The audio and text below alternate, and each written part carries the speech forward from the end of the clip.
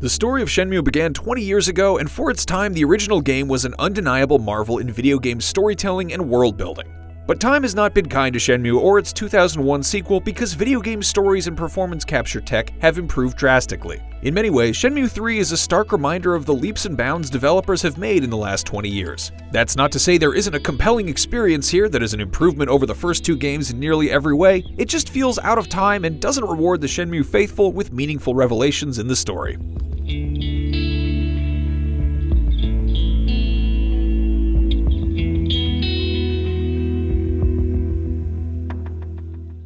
Shenmue 3's overall look represents a huge improvement, with the picturesque countryside of Bailu Village standing out in particular. That said, character movement is stiff and their designs are inconsistent, with some folks looking realistic and others looking like cartoon characters. That's pretty standard for Shenmue, to be fair.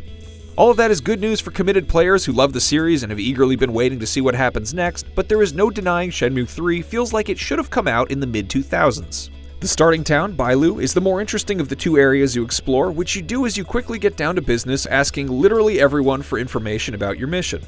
The voice acting for all these conversations is bad across the board, and every character you meet is generally shallow and one note. Can I help you? But while the performances and writing may be lacking, being able to have a conversation about your immediate goal with nearly everyone is an accomplishment. That thorough amount of dialogue was a feat 20 years ago, and it's one of the few things that's still impressive today. It makes the world feel more alive and real.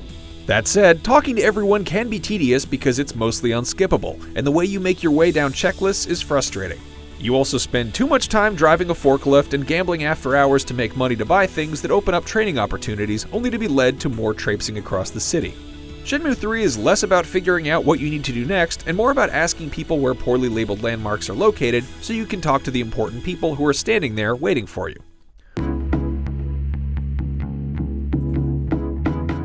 The combat is all hand-to-hand against various thugs, and it is challenging, but not in fun or rewarding ways. The detailed combos of the first two games have been abandoned, which is a big improvement. Instead of memorizing button inputs for specific moves and then spamming them in an abandoned parking lot by yourself to improve them, now you can spar with other people to level up those moves and map them to a hotkey.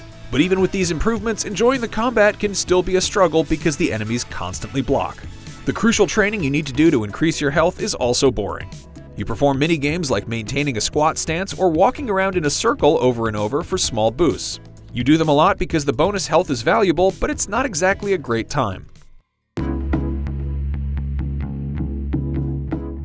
When you're not throwing out punches and kicks, you're in QTEs. Shenmue 3 executes on the basic premise of letting you participate in well-choreographed chase sequences and cinematic sparring, but there's basically no punishment for failure.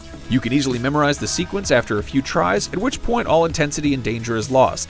At a certain point, just watching a cutscene would be preferable. The plot is arguably the main draw of Shenmue 3, and that's why it's so sad that after waiting for 2 decades, the story doesn't feel any closer to a conclusion by the time the credits roll after around 40 hours.